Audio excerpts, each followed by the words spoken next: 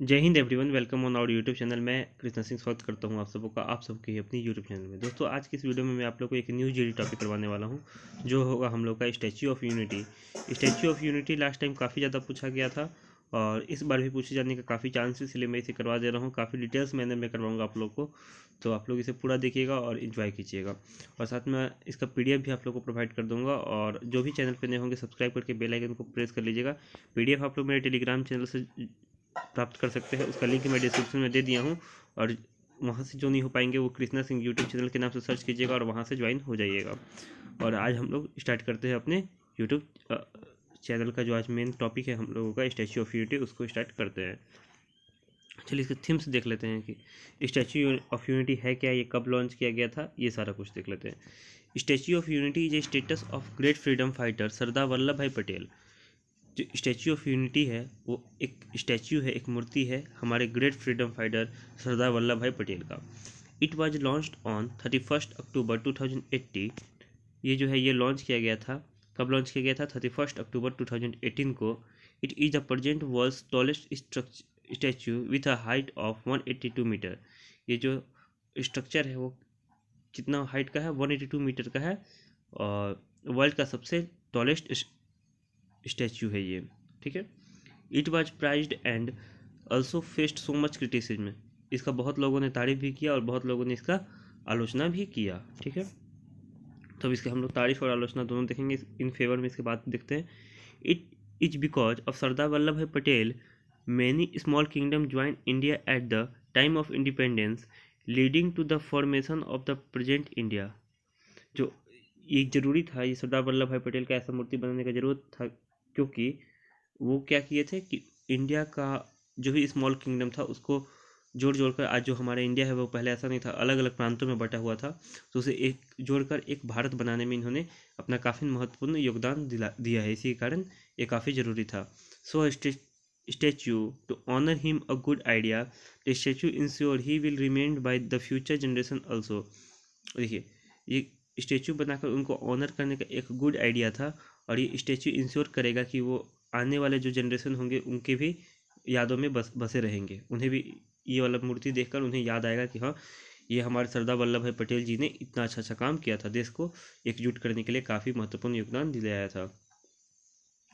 There will a return of investment because it is a developed as a tourist spot. It will be a plus to tourism industry of India and hence will be a plus for the economy too. ये क्या है? ये हम लोगों को जो भी इसमें इन्वेस्टमेंट हुआ है उसको रिटर्न कर देगा। कैसे रिटर्न करेगा? क्योंकि ये इंडिया का एक टूरिस्ट स्पॉट बन गया है और ये भारत के टूरिस्ट इंडस्ट्री के लिए भी बहुत ज़्यादा फ़ायदेमंद हो गया। और साथ में जब टूरिस्ट लोग यहाँ आएंगे तो इकोनॉमी में फ़ायदा होगा और इससे इंडियन इकोनॉमी को भी फ़ायदा होगा। तो इससे काफ़ी ज़्यादा अच्छा है ये। ठीक है। Many people are criticizing the move because of its cost, but the fact is that the total expenditure was not given by Indian government. Only 200 crore was spent by Indian government and the rest of the amount was given by corporate sector under public private partnership PPP। देखिए, बहुत लोग इसका criticism कर रहे हैं, इसका आलोचना कर रहे हैं क्योंकि इसमें कॉस्ट काफ़ी लगा है। बट उन्हें फैक्ट नहीं पता है कि जो टोटल जो भारत सरकार है वो इस पर टोटल खर्च नहीं किया है। भारत सरकार ने मात्र 200 करोड़ ही खर्च किया है और बाकी जो है ये वो कॉर्पोरेट सेक्टर का अंडर पब्लिक प्राइवेट पार्टनरशिप के अंतर्गत बना है। ठीक है। तो ये था इसका हकीकत। ठीक है। ये काफ़ी अच्छा इंपॉर्टेंट पॉइंट था अभी जो मैं बताया। Iron used for the statue is collect from farmer of approx 5 lakh villages. जो आयरन जो यूज हुआ था वो फार्मर से कलेक्ट किया गया था और जो 5 लाख विलेज के फार्मर से कलेक्ट किए थे। This promote unity of India, जो भारत की यूनिटी को प्रमोट करता है। Statue of unity create employment opportunity and as it expected that the number of tourist will increase, it has the potential to generate more employment opportunity in the future. Statue of unity है वो क्या करेगा? एक employment opportunity create करेगा, क्योंकि इसमें क्या होगा, ऐसा एक्सेप्ट किया जा रहा है कि यहाँ पे काफ़ी ज़्यादा टूरिस्ट इंक्रीज करेंगे और जिससे टूरिस्ट आएंगे तो एम्प्लॉयमेंट भी बढ़ेगा, वहाँ पे लोगों का रोज़गार काफ़ी ज़्यादा होगा। ठीक है। और इकोनॉमी को भी फ़ायदा होगा। All the huge statues of the world have a wide base, but for Statue of Unity there is a gap between 2 feet of the statue and resulted in a narrow base. It is not an easy task to build such a huge statue on such a narrow base. So, Statue of Unity is a great example of India's engineering skills. देखिए, जितना भी world में statue है, ऐसा बड़ा बड़ा statue, उसमें क्या होता है कि उसका जो बेस होता है वाइड बेस होता है, बट जो स्टैचू ऑफ यूनिटी है इसमें गैप जो है वो कितना का है, 2 फीट का है। तो ये रिजल्ट ये शो करता है कि ऐसा 2 फीट का गैप बनाना पॉसिबल नहीं था, और ये शो करता है कि इंडिया का जो इंजीनियरिंग स्किल है वो काफ़ी अच्छा है। ठीक है, ये हम लोगों को वर्ल्ड में प्रमोट करेगा। ठीक है, हमारे इंजीनियरिंग स्किल को। अब इसका हम लोग फेवर में पॉइंट देख लिया, अब अगेंस्ट में देखते हैं कि इसके अगेंस्ट में क्या पॉइंट है। India is still a developing country and has a lot of problem that need immediate attention, such as poverty, agriculture crisis, etc। जो इंडिया है, जो भारत है, वो क्या है, वो एक डेवलपिंग कंट्री है। तो इसमें बहुत सारे ऐसे प्रॉब्लम हैं जिसके तुरंत निदान की आवश्यकता है, तुरंत उस चीज़ों को सॉल्व करने की आवश्यकता है। लेकिन जैसे में हो गया हम लोग का गरीबी हो गया, एग्रीकल्चर क्राइसिस हो गया, ये सबको, तो ये काफ़ी ज़्यादा ज़रूरी था इस मूर्ति को बनाने से पहले। ठीक है, और इसके बाद वाला जो पॉइंट है इसको छोड़ दीजिएगा, ये ज़्यादा इंपॉर्टेंट नहीं है। इसके बाद जो है, उसके बाद यहाँ पे हम लोग देखते हैं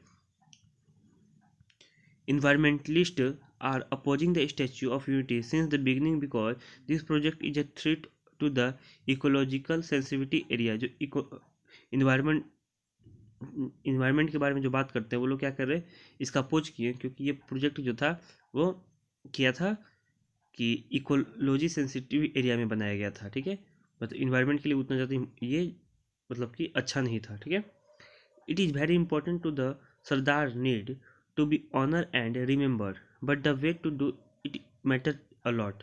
देखिए, बहुत ज़्यादा इम्पोर्टेंट है कि सरदार वल्लभ भाई पटेल को ऑनर किया गया जाए, उन्हें याद किया जाए, बट उनको याद करने का अलग अलग भी बहुत सारा वे है, बहुत सारा तरीका है। Sardar Patel was cremated as an ordinary person according to his wish. जो सरदार पटेल थे वो बहुत ही ऑर्डिनरी पर्सन थे, बहुत ही सामान्य आदमी थे, मतलब अपने आप को सामान्य रखते थे। He is a simple person and would appreciate the move if he is अलिव today. देखिए, वो बहुत ही सिंपल पर्सन थे और वो सिंपल लाइफ में जीना पसंद करते थे, तो अगर वो आज जिंदा रहते तो वो इस मूव को अप्रिसिएट नहीं करते, उससे ये खुश नहीं होते वो। There are many more freedom fighters who did not get enough recognition. India's government should have spent this money on making institute for all the main freedom fighter with that amount। ये बोल रहा है कि भारत में अभी भी बहुत सारे ऐसे फ्रीडम फाइटर हैं जिनको उतना ज़्यादा इज्जत नहीं मिल पाया, उतना ज़्यादा उन्हें याद नहीं किया जाता है, उतना उनका स्टैचू नहीं है जितना होना चाहिए था। तो इसी पैसा में क्या कर सकती थी गवर्नमेंट ऑफ इंडिया, उन सभी का और साथ में सरदार वल्लभ भाई पटेल जी का भी स्टैचू बना सकती थी, एक इतने बड़े स्टैचू बनाने से अच्छा। If hospital and school in this name were built to honor him, the investment would have helped in the development of India, and future generation will know the legacy of Sardar Patel ji for sure.